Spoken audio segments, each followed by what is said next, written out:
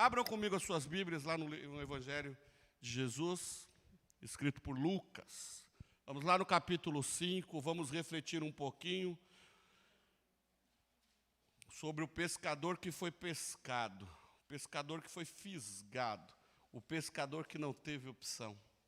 Ele bem que tentou, mas não aguentou. Ele resistiu, mas teve uma hora que ele falou: eu quero estar com Jesus, eu preciso de Jesus. Quem achou aí Lucas, dá um glória. Eu estou em Atos, então eu tenho que voltar um pouquinho, né? Mas eu tenho uma desculpa, Atos foi escrito por Lucas, então por isso a confusão, certo? Então, deixa eu voltar um pouco. Vamos lá. A partir do versículo 1 diz assim: certa vez, às margens do lago de Genezaré, quando a multidão se comprimia junto a Jesus para ouvir a palavra de Deus, ele viu 2 barcos juntos à praia do lago. Os pescadores haviam desembarcado e estavam lavando as redes. Entrando ele num dos barcos, que era o de Simão Pedro, pediu-lhe que o afastasse um pouco da terra, e sentando-se do barco ensinava às multidões. Quando ele acabou de falar, disse a Simão Pedro: vai mais para dentro do lago e lançai as vossas redes para a pesca. Simão disse: mestre, trabalhamos a noite toda e nada pescamos, mas por causa da tua palavra lançarei as redes. Feito isso, apanharam uma grande quantidade de peixes, tantos que as redes começaram a se romper. Acenaram então para os companheiros que estavam no outro barco para que viessem ajudá-lo. Eles foram e encheram ambos os barcos, tanto que quase iam a pique.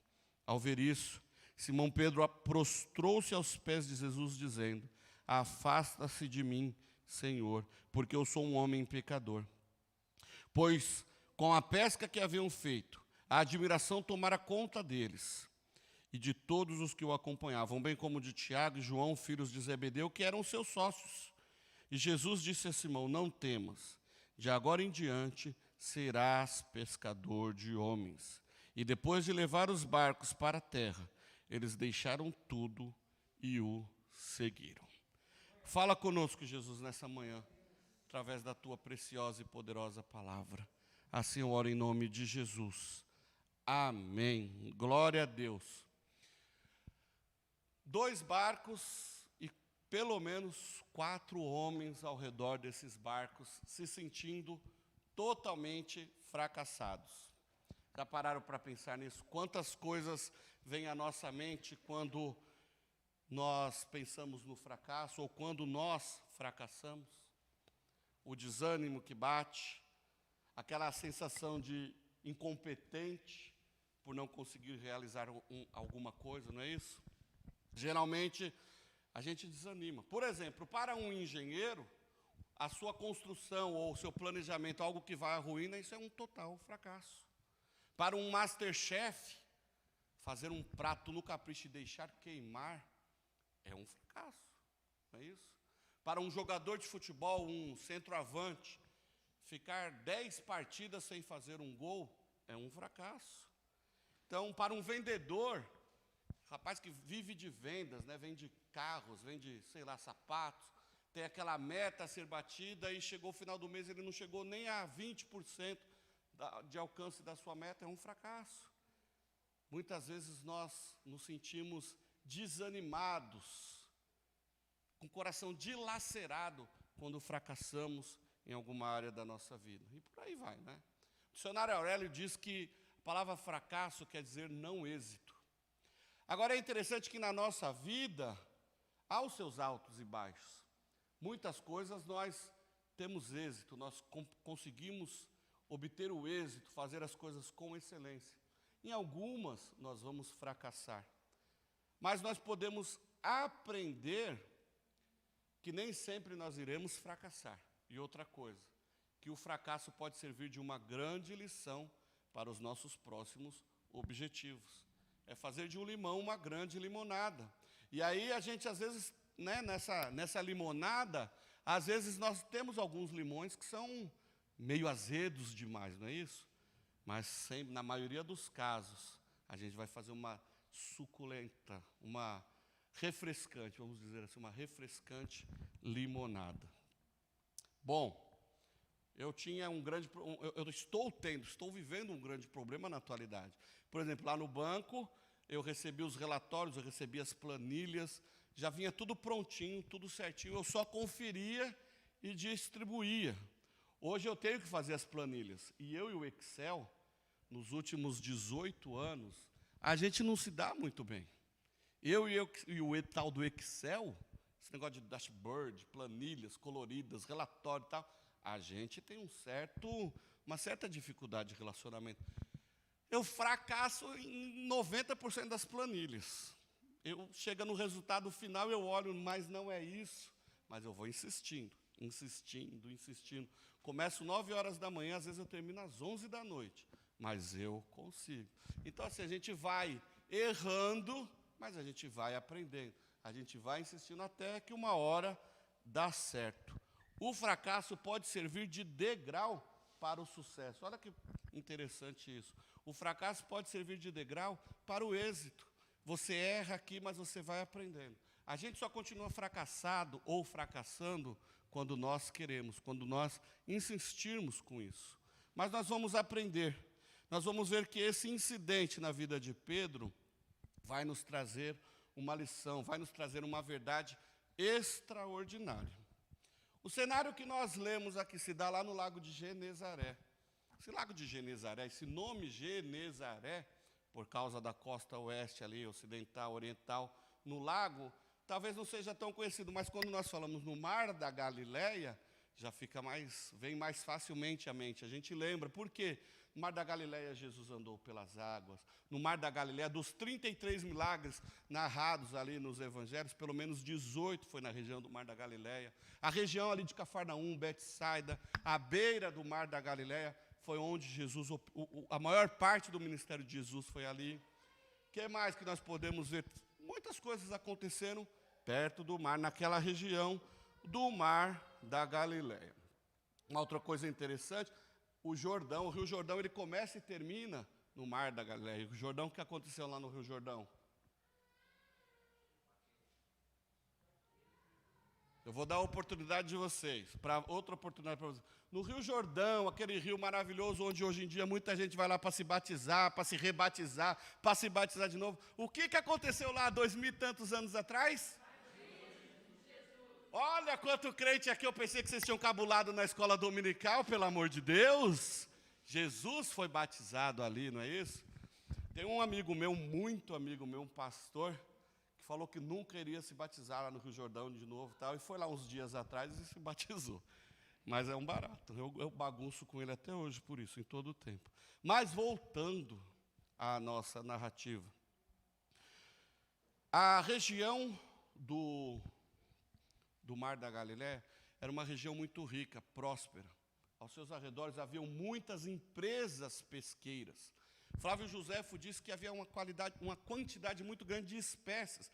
Pelo menos 22 espécies de peixes diferentes foram localizadas, eram conhecidas naquela época. Então, e era uma fartura muito grande de peixes. Então, muitas empresas eram prósperas ali. Aquele lago, né, o Mar da Galileia, era muito próspero, tinha peixe em abundância. Anotem essa história, tinha peixe em abundância. Centenas de pessoas, centenas de famílias tiravam o seu sustento daquelas águas. Então é interessante que nós vamos ver então Jesus olhando para esses 4 pescadores. Trabalharam a noite toda, tentando, ali eles estavam lavando as redes, desanimados, tristes, exaustos, porque nós vamos ver que no versículo 5, quando Pedro diz, né, trabalhamos a noite toda, dá a ideia de cansaço, dá a ideia de que eles estavam extremamente exaustos, por estarem ali, por passarem a noite toda procurando pescar alguma coisa e só pegaram sujeira, nem uma sardinha, nem um lambarizinho, eles pegaram, foi só sujeito, estavam ali, talvez reclamando, né? Ó vida, ó céus, ó azar, um lago tão cheio de coisas e eu não consegui nada. E é interessante que nós vamos ver que há 2000 anos ou mais, a pesca não era fácil como nós vemos hoje.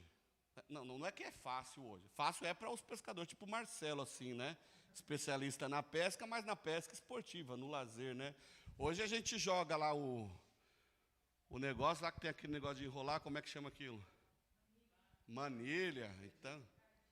Joga, bom, é isso aí, você joga e puxa, tal, não é isso? Ou então pega a tarrafa, né? E joga, depois só puxa, calmamente, numa boa, com um churrasquinho, não é isso? É assim que funciona hoje em dia. Mas naquela época, a única maneira de pesca era através de uma rede chamada Três Malhos. Três Malhos era uma rede muito grande, separada em 3 partes, com peso ao fundo, onde, lançada a rede, o barulho do barco, o barulho do remo, né, que também não tinha um motor, né, o barulho do remo atraía os peixes. Na primeira rede era algo fácil de passar, então o peixe ele passava pela rede e falava, uau, sobrevivia a rede desses pescadores. Só que por trás dessa rede tinham 2 que cercavam os peixes de uma maneira tal que eles não conseguiam mais escapar. Isso era puxado, com muito peso, com muito sacrifício. Eles não tinham a técnica que se tem hoje. Mas Pedro era um homem muito experiente. A razão pela qual nós vamos vê-los ali limpando as suas redes, desanimados, por quê?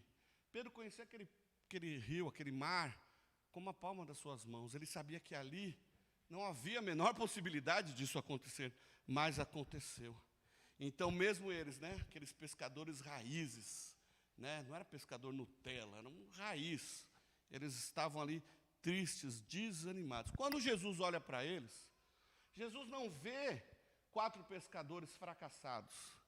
Jesus não olha para eles e vê em homens, e vê ali pessoas que não davam resultados, que não davam frutos. Pelo contrário, Jesus ele olhou para aqueles homens e viu algo que eles não estavam enxergando. Jesus via para eles com a possibilidade de sucesso, via neles a possibilidade de crescimento, via neles a possibilidade de N coisas. Às vezes nós estamos nos olhando no espelho com situações tristes, desagradáveis, coisas que nós passamos, coisas que nos desanimam, quando não obtemos êxito em alguma área da nossa vida e nos sentimos que o mundo vai acabar, que a gente não presta para nada. Jesus não olha para a gente dessa forma. Jesus olha para você, Jesus olha para mim e para você. Jesus diz, eu vejo ali possibilidades, eu vejo ali grandes coisas para acontecerem. Jesus jamais vai desprezar você, Ele vai olhar para você e vai ver grandes coisas acontecendo, ainda que a gente se desanime. Jesus olhou para Pedro, para André, Tiago e João e via ali homens que iriam transformar aquela geração, homens que iriam impactar todas as gerações futuras, porque hoje nós somos impactados pelo Evangelho por conta desses homens que lá atrás entenderam e pagaram com a sua vida o exercício de trabalharem para o reino de Deus. Sofreram com as suas vidas, mas anunciaram a palavra de Deus. Olha aí, 4 homens que estavam desanimados, causaram um impacto muito grande, não só naquela geração, mas até hoje. E o Senhor está dizendo para nós aqui nesta manhã, Ele vê aqui um grupo de pessoas que não são fracassados, pelo contrário, que Ele pode usar para impactar a nossa geração, para impactar esta cidade. E Ele quer te usar para isso. Ele quer você neste processo. Esse projeto é para você. Esse projeto não é para os anjos. Esse projeto são para aqueles que creem. Aqui o Senhor vê possibilidades, N possibilidades, para fazermos grandes coisas para o reino de Deus. E é interessante que muitas vezes a gente acha, assim como foi com Moisés, assim como foi com Isaías, com Jeremias, que nós não vamos dar conta, que nós não vamos conseguir, que nós não somos capazes. Mas o nosso Deus é exatamente isso que Ele gosta de usar, os incapazes, os improváveis, para mostrar que é Ele quem faz, não somos nós quem fazemos, é Ele quem faz. E Ele gosta de usar os improváveis, os incapazes, para mostrar que Ele é Deus. Então não pense que Deus não pode te usar, apenas prepare-se pois Ele vai te usar. Não tenha dúvida disso. Não se preocupe, Ele vai te usar. Pedro, ele era um excelente pescador. Ele era experiente. Ele conhecia cada detalhe daquele mar. Com certeza, muitas perguntas corroíam a sua mente. Como foi capaz de eu passar a noite inteira naquele mar e não pescar nada? Aquele mar trazia paz, trazia segurança, trazia prosperidade para as famílias que daquele mar, da pesca, dependiam. Mas aquele mar não trouxe paz, pelo contrário, trouxe o sentimento de incapacidade, trouxe preocupação. E é interessante que nós podemos dizer, quando nós vemos esse texto e conhecendo esse contexto, que na verdade não aconteceram um milagre, não aconteceu apenas um milagre, que nós vemos no final do texto. Mas nós vemos um outro milagre acontecer, porque esse era um mar com abundância de peixe, com abundância de empresas ali pesqueiras. Um dos milagres, o primeiro milagre é a ausência de peixe aqui então. O Senhor segurou os peixes lá no fundo do mar, desviou os peixes da rede de Pedro para ensinar-lhe uma poderosa lição. Pedro pode ter ido, ou deve com certeza ter ido à pesca com toda a confiança em si próprio. Eu sou capaz, eu sei pescar, eu conheço esse mar, eu sei onde estão os melhores peixes. Fala um peixe famoso aí, salmão, tem mais chique, São Peter. Fala aí outro tubarãozinho, cação, não é isso? Não, eu sei que desse lado aqui, eu sei que tem lambari. Eu vou deixar os lambari para o Jonas. Né, porque o Jonas já foi engolido por um peixe outro dia, eu vou deixar, não é isso? Vamos deixar ele com os lambari. E aí ele vem para cá, Pedro vai aqui onde vai ter cação, tilápia, salmão, dourado, curvina, não é isso? E bacalhau, olha aí, vai pescar na Noruega, olha aí, bacalhau. E assim vai, Pedro sabia aonde ele podia ir e aonde ele podia não ir. Ele sabia das suas competências, ele sabia das suas qualificações, ele confiava em si mesmo. Nós somos assim, não somos? Nós somos confiantes em nós mesmos. E isso não é ruim. De certa forma, se nós soubermos usar o nosso conhecimento, a nossa ousadia, a nossa confiança de uma maneira que agrade a Deus, isso é bom. Quando nós confiamos nele, sabendo que ele tem nos ensinado, ele quem nos capacita, as coisas fluem. Isso é bom, isso é gostoso. Quando eu trabalhava no banco, eu tinha minhas metas a alcançar. E, irmãos, em 20 anos de banco, pouquíssimos foram os meses que eu não entreguei tudo conforme dentro do planejado. Por quê? Porque eu tinha certeza que era o Senhor que ia à frente. Eu tenho falado aqui para sermos os melhores em tudo que fizermos, porque nós fazemos para o Senhor. E eu sempre levei isso no meu dia a dia. Eu queria ser o melhor em tudo, eu quero ser o melhor em tudo, não por mim mesmo, mas pelo Senhor. Eu represento Cristo, eu ando com Cristo, eu quero que a minha vida, meu ministério, tudo que eu faça, eu vir a fazer, seja para a glória de Deus, por isso que eu faço tudo com excelência. Eu quero fazer tudo com excelência, porque eu faço para o meu Deus. Então, quando nós confiamos no Senhor, a nossa autoconfiança é algo válido. Mas quando nós confiamos no nosso poder, no nosso conhecimento, no nosso intelecto, e isso por si só, nós fracassamos, nós derrotamos. Jesus olha para Pedro com a certeza de que estava ali vendo um grande pescador. Mas enquanto a comunidade, a sociedade ali via um grande pescador de peixes, Jesus já estava olhando para Pedro como um grande pescador de homens. Jesus já olhava para ele como aquele que iria dar muitos frutos para o reino de Deus. E assim ele olha para cada um de nós.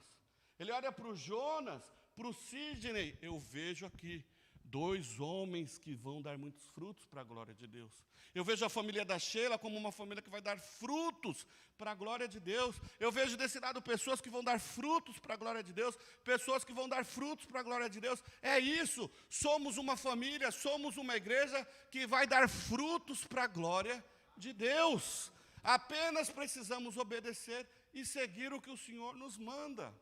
Nós somos frutíferos.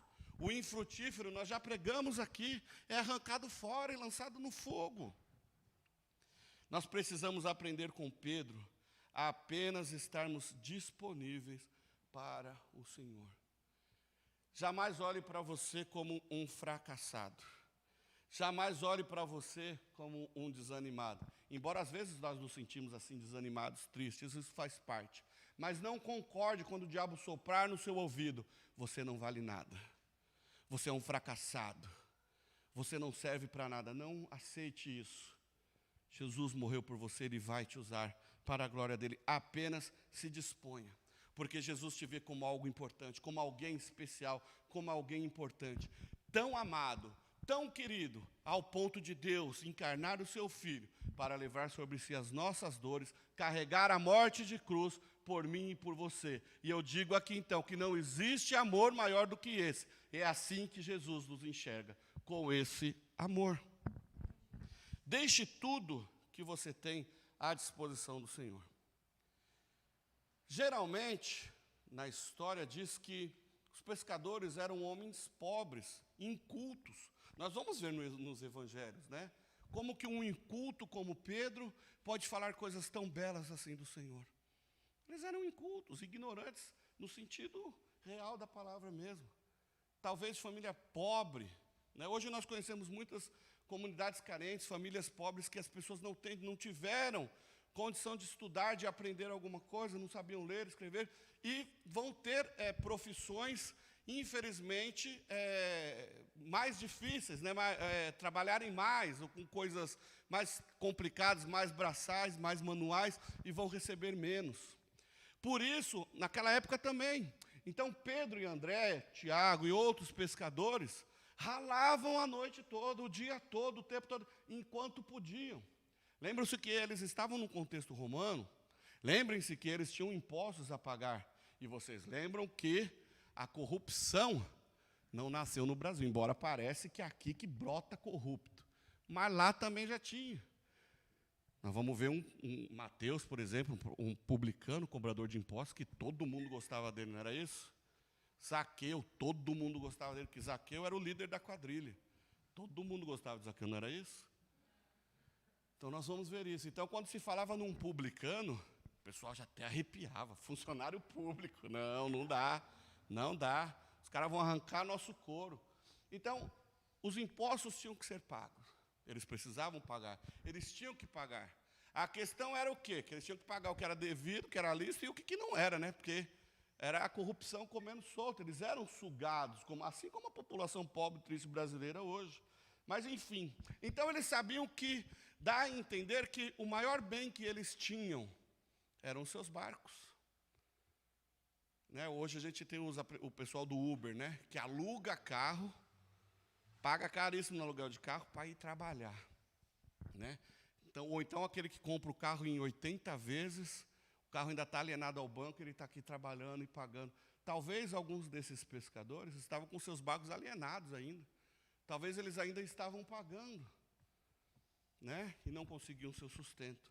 Mas aí a gente vê então que os seus barcos, aqueles barcos, talvez fosse tudo que Pedro tinha.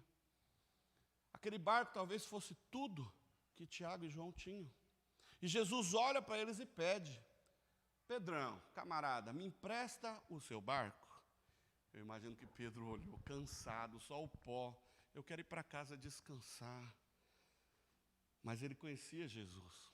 Alguns versículos anteriores nós vamos ver, por exemplo, que Jesus já era conhecido de pregar em Cafarnaum.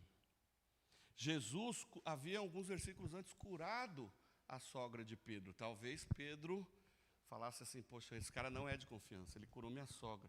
Mas, enfim, ele olha e resolve atender. Ele olha e resolve ceder. Tá bom, Jesus, usa aí. Porque ele ainda não tinha o conhecimento de quem estava à frente dele. Pedro ainda não conseguiu, o seu coração ainda não se atentou para saber, para reconhecer que era Jesus Cristo, o Filho de Deus, o Messias que eles tanto aguardavam, que estava ali na sua frente. Mas ainda assim, Pedro não hesita. O senhor precisa do meu barco? Pode usar. Pensa que as margens do mar da Galileia, a acústica ali era muito boa, que servia como um anfiteatro. Se Jesus sentasse no barco, ele estaria um pouquinho mais alto. E um pouquinho mais afastado, a grande multidão, o texto fala que havia uma multidão, poderia ouvi-lo de uma maneira melhor, de uma maneira mais eficaz. Então Pedro não hesita, tá bom, pode usar, eu vou ficar aqui. Então é interessante que nós vamos ver que Jesus começa então a pregar, começa o culto ali na ICT Galileia. Começa aquele culto, Jesus começa a pregar, Pedro ali no barquinho observando, feliz. Eu imagino que naquele momento todo o cansaço, todo o desânimo começa a passar, porque aquela voz doce, Jesus pregando, Jesus ensinando com certeza as coisas concernentes ao reino de Deus que havia chegado sobre eles, com aquela mansidão, com amor, todo o cansaço passou. Isso impediu que Pedro fosse para sua casa. E é interessante vermos que Pedro não só colocou o que tinha à sua disposição, que seria o seu barco, mas como ele mesmo ficou lá para servir de piloto, daquele que ia ficar conduzindo o barco. Olha que coisa interessante. Ele não somente colocou o que tinha à disposição de Jesus, mas ele também colocou a sua vida naquele momento à disposição de Jesus. Ele colocou o seu serviço, as suas aptidões, vamos dizer assim, ele colocou o seu ministério diante do Senhor. Pedro se entrega por inteiro ali e ele ainda não sabia o que ele estava fazendo. Ele ainda não sabia a quem ele estava servindo, a quem ele estava se dispondo. Mas faltava algo. Jesus diz para ele no versículo 3, afaste-se um pouco da terra. Afasta-se um pouquinho.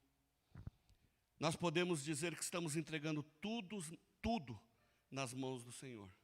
Entregamos nossos bens, nossas propriedades, nossa riqueza, nossa vida, até os nossos ministérios. Mas às vezes, para sermos frutíferos, vamos precisar nos afastar de algumas coisas.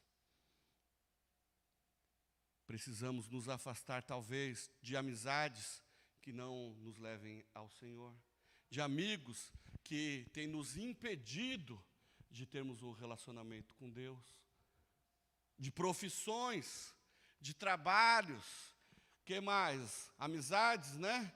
De locais, de tudo aquilo que tem impedido o meu relacionamento com Deus. Eu vou precisar me afastar. Olha só, outra coisa. Enquanto o seu barco estava se distanciando da terra, Pedro estava se aproximando ainda mais de Jesus, porque ele foi se afastando da multidão, ele foi se afastando dos afazeres, ele foi se afastando das preocupações, dos problemas, das contas, até chegar ao ponto de estar ele, André e Jesus ali no barquinho. Olha que coisa interessante. Quanto mais nós nos distanciarmos das coisas que nos impedem de estar com o Senhor, mais nós nos aproximamos dele. Afastar-se, desprender-se das coisas desse mundo, faz-nos nos aproximar do Senhor. Já pararam para pensar nisso? Muita coisa para fazer, muita atividade, muito isso, muito aquilo. Às vezes nós não temos tempo para a família, nós não temos tempo para os filhos, não temos tempo para a esposa. Se a gente não tem tempo para a esposa que a gente ama, a gente vai olhar, que está aqui, né, no nosso dia a dia. Como nós vamos ter tempo para Deus, que nós não vemos, que está lá em cima? A gente pode inventar um monte de desculpa. Muitas vezes nós fazemos isso. O Senhor está vendo as minhas necessidades. O Senhor está vendo que eu estou muito ocupado. E agora, nesse tempo que eu teria para orar, eu preciso estar com a minha família, porque senão o chicote vai estralar desse lado aqui. Espera aí. Precisamos nos afastar do que está nos tomando, nos roubando o tempo. Precisamos aprender a remir o tempo, a cuidar do tempo, a administrar o tempo, porque o Senhor nos deu 24 horas para que possamos cuidar da família com o trabalho, sustento, tudo isso, e cuidar da nossa família no demais, no carinho, no amor, no afeto, no tempo de qualidade, na adoração, porque eu só venho para a igreja quando eu estou com a minha família. Eu só venho para a igreja adorar a Deus se em casa está tudo bem. O nosso primeiro ministério não é a instituição igreja, o nosso primeiro ministério é a nossa casa, é a nossa família. Então nós precisamos nos afastar de tudo que nos distancia de Deus. Quando nos afastamos da rodinha dos escarnecedores, quando nos afastamos dos pecadinhos de estimação e focamos no Senhor, crescemos, aprendemos. Quando dedicamos tempo ao jejum e à oração, outro dia os jovens estavam falando sobre jejum, que interessante, separaram aí alguns dias, ideias para jejuar. Quando nós jejuamos, quando nós oramos, às vezes nós não percebemos, mas nós estamos nos aproximando ainda mais do Senhor. Quando nós separamos tempo para o nosso devocional, para estudarmos a Bíblia, nós estamos nos aproximando do Senhor, porque Ele está falando conosco através da Sua palavra. Nós estamos ouvindo, degustando, percebendo que o Senhor quer se relacionar conosco, que o nosso relacionamento vai se aprimorando. Nossa vida é moldada, é moldada, nossa vida é transformada, porque nós estamos aprendendo a nos relacionar e dar mais atenção ao Senhor. Pouco a pouco isso vai acontecendo. Existem transformações que são radicais. Existem pessoas que eram tão ruins, tão pecadores, que quando o Senhor trata, regenera ali a vida daquele homem, é uma mudança tão radical que a comunidade, a sociedade se assusta. A sociedade se choca. Pensa Zaqueu lá em cima da árvore, Jesus para, desce aqui que eu quero trocar ideia com você. Eu vou jantar lá na sua casa que nós vamos conversar hoje sobre o que você anda aprontando por aí. Senhor, se eu aprontei, se eu roubei de alguém, eu vou restituir 4 vezes mais, mas eu não quero ter problema. Imagine a transformação que foi na vida desse homem. Imagina como Zaqueu era odiado pela comunidade, porque ele era um cobrador de impostos corrupto, corrompido. Mas quando Jesus entrou na sua vida e transforma a sua vida, o que acontece? A sociedade se choca, porque ele teve a sua vida radicalmente e instantaneamente transformada. É isso que Jesus faz, Jesus transforma. E esse mesmo Jesus, o Espírito Santo de Deus, que tomou a vida de Pedro, que tomou a vida de Zaqueu, está aqui nesta manhã. O Senhor está aqui para transformar as nossas vidas. A gente só precisa entender e se dispor. Aquele homem que estava na beira do mar exausto, triste, desesperado, sabe, se sentindo um fracassado, que estava cheio de preocupações, agora ele está desfrutando da presença de Jesus, ali na sua frente, ali no seu barco. Às vezes Jesus está conosco no barco e nós nem o notamos. Precisamos aprender a notar Jesus o tempo todo. Jesus termina o seu sermão, Jesus termina o seu culto ali no mar da Galileia e vira para Pedro e fala: Pedro, vamos um pouquinho mais para o fundo agora. Vamos para o fundo. Vamos sair desse rasinho aqui e vamos mais para o fundo. Só que na hora que chegar lá no fundo, você lança a rede. Olha, aí ponto. O culto já tinha acabado mesmo, Pedro já voltou os problemas. Mas Jesus, estou exausto, acabado. Minhas unhas já estão todas corroídas aqui. Trabalhamos a noite toda, puxamos, lançamos rede, puxamos rede, lançamos rede, puxamos rede. Não pegamos nada. Talvez aqui umas aranhazinhas, uma sujeirinha aqui, mas nem um lambarizinho nós pescamos. Nem uma sardinhazinha nós pescamos. Mas ele olha para o Senhor e fala: mas confiado na tua palavra, mas sobre a tua palavra, endossado por ti, eu vou lançar. E lançou, ele obedeceu. Ah, meu amigo, que bênção. Muitas vezes nós não vivemos isso porque nós não queremos. Muitas vezes nós estamos no raso, quando nós sabemos que podemos ir mais profundo, mergulhar um pouquinho mais. E nós sabemos disso, mas muitas vezes nós estamos acomodados aqui no raso. Nós precisamos ir profundo. Ah, mas eu vou me afogar. Não. Neste mar o Senhor está com você. Neste mar você pode mergulhar de cabeça na certeza de que o Senhor está com você. É tempo, queridos, de sairmos do raso e nos aprofundarmos mais. Vamos para o fundo. Se a gente não sabe nadar, Jesus vai nos ensinar lá no meio do mar, Ele vai nos ensinar. Já ouviram falar do termo trocar o pneu com o carro rodando? É isso. Jesus está conosco ali. Pedro obedece. Pedro vai e joga a rede. Pedro, exausto, cansado, ele fala, não, eu vou. Quantas vezes nós estamos cansados, exaustos, moídos, tivemos uma semana difícil, todos aqui têm, mas às vezes a gente está naquele dia que a gente está só o bagaço mesmo. Aí chega no domingo, 8 horas da manhã, poxa, a vida tem que ir para a igreja, eu não quero ir para a igreja. Eu estou exausto, eu estou cansado, eu não quero estar lá. Né? Não, querer eu até quero, mas eu não estou em condições.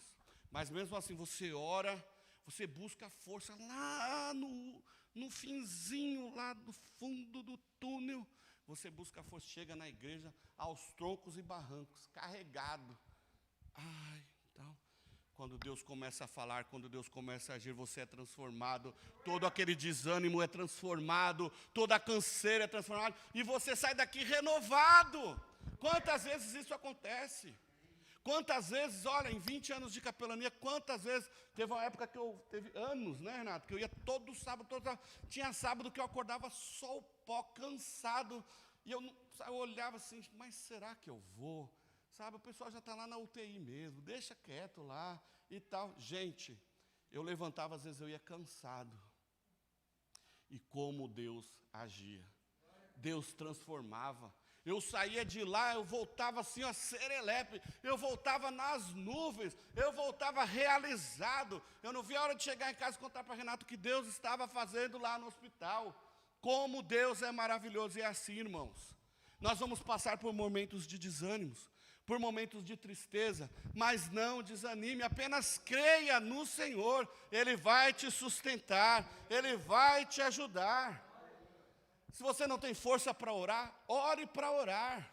Se você não tem força para buscar, ore para buscar. Busque no Senhor. Senhor, me ajuda. Eu não estou com força nem para orar. Eu quero orar para o Senhor me dar força, me dar um gás aqui, me dar ânimo. Ele vai olhar para você. Ele vai te buscar. Ele vai te responder. Não há fracasso. Não há fracasso para Jesus. Ele transforma situações de fracassos em grandes vitórias. Apenas se disponha, apenas obedeça. Se o Senhor disse, lance a rede, não questione, lança a rede. Não importa o quanto você tentou, não importa como está, o exausto você esteja, apenas obedeça. Obedeça a palavra do Senhor. Agora nessa pescaria, agora nesse barco, o culto acabou para a multidão. Agora o culto é aqui, ó. Jesus, Pedro e eu acredito que André estava no barquinho. Agora é Jesus que está no comando. Agora é Ele quem comanda a pescaria. Agora começa o discipulado aqui, ó, tete a tete. Jesus diz para Pedro, eu imagino ali, agora você não vai fracassar, agora está comigo. Antes você foi no seu poder, no seu conhecimento, na sua ousadia. Agora você está comigo. Se a nossa vida está sendo dirigida por Cristo, não há como fracassar, porque com Deus não há fracasso. Deus não investe em fracasso. Deus não patrocina fracassados. Deus transforma fracassados. Glória a Deus. Deus transforma fracassados. Jesus disse a Pedro, se aprofunde. Vem mais profundo, sabe por quê? Porque peixes, aqueles, saia da margem, né? Cadê? Porque os peixes maiores, os melhores peixes, estão em águas profundas. Em águas rasas, você vai ver aqueles peixinhos que estão nascendo agora. Você vai ver lambari, você vai ver coisinhas simples. Então, não aceite algo simples. Não aceite o pouco, saia do raso. E experimente o sobrenatural. Experimente algo mais. Sabe que vai valer a pena. Vai valer a pena você se tornar um mergulhador profissional no Espírito Santo de Deus. Vai ter muito mais para você. Temos falado aqui isso. Todos nós crentes temos o Espírito Santo. Todo aquele que aceitou o Senhor Jesus na sua vida como Senhor e Salvador, já está com o Espírito Santo. Mas nós podemos nos aprofundar ainda mais no Espírito Santo do Senhor. Nós podemos mergulhar ainda mais. E nesse caso, nós sairemos do racional para vivermos o sobrenatural do Senhor nas nossas vidas. Basta querermos. Saia do raso e vá para o profundo. Quando obedecemos a Deus, as bênçãos são maiores do que as quais podemos imaginar. Eles passaram a noite toda pescando e não pescaram nada. Mas agora, sobre a palavra de Jesus, eles vão precisar agora sair gritando, pedindo ajuda. Olha que coisa fantástica. Jesus diz, lance a rede. E ele jogou. Mas olha que coisa interessante. Eu vou lançar a rede sob a sua palavra. Obediência. Faça o que o Senhor manda você fazer. Ele lançou a rede. Resultado, os peixes pularam para cima da rede. Os peixes foram ao encontro daquela rede. Eu acho que os peixes ficaram até brigando lá embaixo d'água. Eu quero a rede do Pedro, eu quero a rede do Pedro, eu quero... E olha o que aconteceu. Quando ele começa a puxar, a bênção foi tão grande que ele precisou gritar socorro. Ele precisou gritar ajuda. João, vem me ajudar. Tiago, a bênção é muito grande, eu preciso compartilhar com você. Venham. Se tiver mais pescador aí, venha. A bênção é muito grande. Eu não vou aguentar sozinho. Venham, eu quero dividir com você. É isso que o Senhor faz nas nossas vidas. A bênção é tão extraordinária que a gente não dá conta sozinho. A gente exala a bênção. A gente começa a compartilhar. A gente começa a dividir. O Senhor tem prazer em nos abençoar. Ele quer te abençoar. O nosso Deus é um Deus abençoador. O que vem a nós é para nos abençoar e para abençoar outros. E olha que interessante isso. Muitos homens ou mulheres são bem-sucedidos, que são bem-sucedidos, nunca pensam somente em si, mas eles pensam em compartilhar com os outros. Talvez você esteja pensando assim, nossa, essa mensagem aí o pastor está falando de dinheiro. Ou dá um outro sermão sobre dinheiro, não é isso? Mas não é isso que eu estou falando. O que eu estou querendo dizer é que Deus é tão misericordioso, tão maravilhoso, que a maior bênção da história da humanidade, Ele já nos deu. A cada um de nós é a bênção da salvação. Somos salvos em Cristo Jesus. E não há nada neste mundo que valha mais a pena do que a salvação em Cristo Jesus. Por isso que eu posso lhes afirmar com toda certeza, o milagre é muito maior do que nós podemos imaginar. Não há riqueza, não há dinheiro, não há prazer, não há nada neste mundo que seja melhor do que a nossa salvação em Jesus Cristo. Por isso que se nós temos o Senhor como nosso Senhor e Salvador, se nós obedecermos os seus mandamentos, olha que coisa linda que está lá em Deuteronômio 28, as bênçãos do Senhor nos seguirão. As bênçãos do Senhor nos alcançarão, se simplesmente obedecermos aos mandamentos do Senhor. Jesus é tudo para nós. Jesus é suficiente para nós. Ele é tudo em tudo. Ele é, e isso basta. Deus é bom. Não permita que o desânimo impeça o sobrenatural de Deus na sua vida. O segredo para superar o fracasso está diretamente relacionado com a persistência, com a perseverança. Continue firme no Senhor, que Ele vai transformar o seu fracasso em vitória. Quando Pedro percebeu que com Cristo não dá para viver no raso, não lhe restou outra alternativa a não ser se jogar aos pés do Senhor. Versículo 8 diz que Pedro, vendo tudo aquilo que estava acontecendo, ele percebeu, este é o Rei dos Reis, este é o Messias que nós esperávamos, esse é o Filho de Deus, este é Jesus. Eu sou pecador, eu não sou digno de estar perto dele. Eu não sou digno de que ele pise no meu humilde barquinho, esse barco é de pecador. E Pedro, ele pula, né? Afasta-se de mim, Senhor. Eu sou um pobre pecador miserável. E se prostra adorando ao Senhor. Precisamos reconhecer que Ele é o Senhor e que nós somos pecadores. Precisamos entender, a primeira coisa é dividir, diferenciar isso daí e nos prostrarmos diante dEle.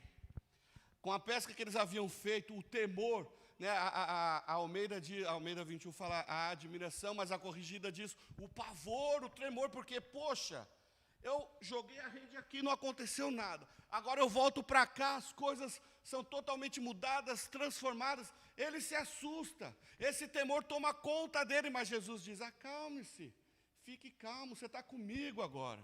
Agora sou eu que estou no controle, não é mais você, agora sou eu. Se acalme. Se acalme e já vai se despedindo. Você está fechando o seu ministério, o seu ciclo de pescador de peixe com chave de ouro. Está aí, rebentando o seu barco de tanto peixe, encheu o peixe dos vizinhos, encheu o peixe dos amigos de bênção, e agora você vai ser usado para pescar homens para o reino de Deus. Apenas se disponha. Não havia mais como aquele pescador continuar do jeito que estava. Esse pescador foi pescado por Jesus. Ele foi fisgado. E Pedro não conseguiu resistir. Pedro se lançou aos pés do Senhor. Pedro se entregou e se tornou um dos principais entre os iguais. Nós vamos ver que Pedro, ele aprendeu, ele foi discipulado. Ele tinha um gênio forte, né? Ele era encrenqueiro, briguento, né, bagunceiro, né, acelerado. Nós vamos ver a história de Pedro, uma história muito linda. Era aquele cara que, né, não tinha filtro, falava, fazia, era a milhão. Aí na hora do vamos ver mesmo, ele negou Jesus. Aí a gente fala, esse Pedro não vale nada. Se alguém aqui estiver valendo alguma coisa, pode tacar a primeira pedra nele. Mas a gente olha e fala, esse Pedro não vale nada, ele andou com Jesus e negou ele. A gente nega Jesus com as nossas ações, com as nossas mancadas, o dia inteiro, todo o tempo. Mas ao final da sua vida, quando Pedro acaba o seu discipulado, quando Jesus vai aos céus, quando ele é assunto aos céus, Pedro, com toda a ousadia do Espírito Santo de Deus, Pedro agora mudado, Pedro agora transformado, aquele homem que anos atrás era um fracassado, foi encontrado por Jesus na beira de um precipício, lá na praia, chateado, pensando em tantos problemas, em tantas coisas, que ele não era nada. Ele descobre que agora ele pode ser muito mais, porque ele está com o Senhor, e com toda a ousadia do mundo, ele se levanta no meio de uma multidão e prega a palavra de Deus. Nós vamos ver lá em Atos 2, a partir do versículo 14, Pedro pregando com autoridade, cheio do Espírito Santo, e vidas se convertendo. Pelo menos 3.000 pessoas de cara entregam a sua vida ao Senhor. Irmãos, eu quero concluir dizendo, o Senhor continua mudando histórias. O Senhor continua mudando vidas. Nós somos os responsáveis pelos nossos fracassos, mas desde que Deus é Deus, Ele sempre transformou histórias fracassadas em histórias vitoriosas. Ele sempre transformou fracassados em grandes homens de Deus. Apenas se disponha, apenas se coloque para fazer a vontade do Senhor. Não adianta você colocar apenas os seus bens, o que você tem à disposição do Senhor. Coloque a sua vida por completo e dê frutos para a glória do Senhor. Amém? Curve sua cabeça que eu quero orar com você.